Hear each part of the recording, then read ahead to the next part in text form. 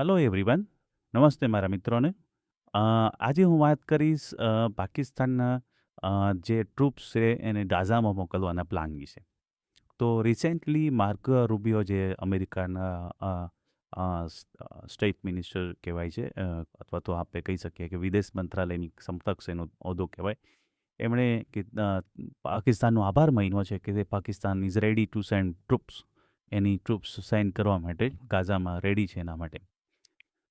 હવે આના વિશે તમે જશો તો બેકગ્રાઉન્ડમાં કે છેલ્લા 5-6 મહિનાથી જે ચાલી રહ્યું છે કે ઇઝરાયલની અને હમાસની વચ્ચે શાંતિ મંત્રણાઓ ચાલી રહી છે, અમેરિકામાં મેડિએટ કરી રહ્યું છે. એમની અંદર એક પ્લાન એવો હતો કે ટ્રમ્પે એવું કીધેલું કે આપણે એક સેના બનાવશું જે ટ્રમ્પને રિપોર્ટ કરશે અને એ ગાઝાની અંદર શાંતિ મિશનના પાર્ટ હશે, ત્યાં શાંતિની પ્રક્રિયાઓ પર કામ કરશે. કારણ કે ગાઝાની અંદર બધી બહુ નુકસાની બી થયેલી છે, તો એને કઈ રીતના રિકવર કરવું, ત્યારે પાછું એને નોર્મલ સ્ટેટમાં લઈ આવવું, એ બધું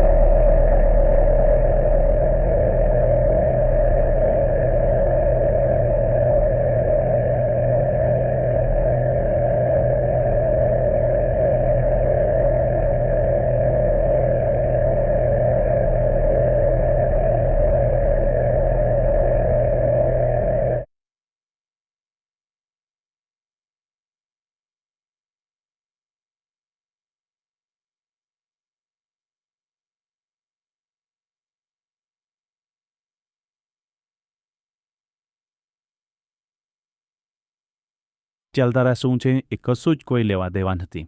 એ તમને ન્યૂઝમાં તમે જોશો તો એ પોતાની જાતની ઇસ્લામિશ કરશે. પણ હું તમને એક યુનિક ખબર આપું છું જે કદાચ તમે નહીં સાંભળેલી હોય, કે પાકિસ્તાને જોર્ડનના કિંગને ટ્રૂપ્સ આપેલી, અરાઉન્ડ 60sની વાત છે, આ 60-70sની, ફિલિસ્તીન લોકોને મારવા માટે. ફિલિસ્તીન અત્યારે એ લોકો સપોર્ટની વાત કરે છે, રાઈટ? પણ તમે વિકિપીડિયા કરીને જોશો તો તમને ખબર પડશે કે પાકિસ્તાને જોર્ડનની અંદર પોતાની ફોર્સ મૂકેલી, કોને મારવા માટે? ફિલિસ્તીન લોકોને. જે અત્યારનું જે ગાઝા છે, ફિલિસ્તીન લોકો ત્યાંથી ભાગી અને જોર્ડન ગયેલા, ઇઝરાયલના જ્યારે લડાઈ ચાલતી હતી. તો જોર્ડનના કિંગે પાકિસ્તાનના ત્યાંના લશ્કરી વડાને કીધેલું કે આ લોકોને અહીંથી બગાડો. તો આણે અહીંથી ટ્રૂપ્સ મોકલેલી અને ત્યાં એ લોકોને માયરા, પગાડ્યા, એવી રીતના કાર્યવાહીઓ કરેલી. એટલે પાકિસ્તાનને કોઈ ઇસ્લામિસ્ટ હારે લેવા દેવા નથી, એને ખાલી રૂપિયા, ડોલર, ફાઇનાન્શિયલ હેલ્પ જોઈએ. આ માટે તેની અમેરિકા સાથે સહમત થઈ જાય છે. અને એ જ્યારે 2001માં જ્યારે સહમત થઈ ગયેલું ત્યારે પણ પાકિસ્તાનમાં બહુ મોટો વિરોધ થયેલો. ઓકે, તો આ વખતે બી એ ડાયરેક્ટલી ઓપનલી તો ઇઝરાયલને સપોર્ટ કરી શકે એમ નથી. એટલે હવે આગળ શું થાય છે જોવાનું રહેશે. એ ફોર્સ તો મોકલશે જ, પણ બહારથી એવું કહેશે કે ના, અમે ઇઝરાયલી વિરુદ્ધમાં છીએ.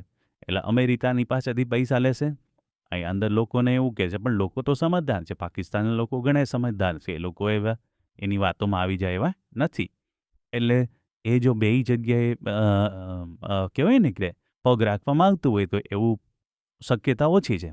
પણ હા, એ વસ્તુ એ છે કે જો ટ્રમ્પને એ લોકોએ કમિટ કરેલું હશે, અને ટ્રમ્પને એના બહુ વખાણ બી કરેલા છે, જ્યાં જુઓ ત્યાં આસિમ મુનીર અને શાહબાજ શરીફના. એટલે હવે એમાંથી એ બેકટ્રેક કરશે તો ટ્રમ્પ તો એવો છે કે તરત જ એ લોકોને એ ઉધડા લઈ લેશે ગમે ત્યાં. બરાબર છે? એ એમના વિશે ખરાબી બોલી નાખશે અને એ લોકોને જે હેલ્પ આપેલી હોય એની ઉપર પણ બ્રેક લગાડી શકે. એટલે આગળનો સમય જ બતાવશે કે હવે પાકિસ્તાન શું કરે છે. પણ અત્યારે તો એવું લાગી રહ્યું છે કે પાકિસ્તાનની મુસીબતોનો પાર રહેવાનો નથી આ બાબત. Thank you very much for listening my video. જો તમને આ વિડીયો ગમ્યો હોય તો લાઇક કરજો, સબસ્ક્રાઈબ કરજો. Thank you very much.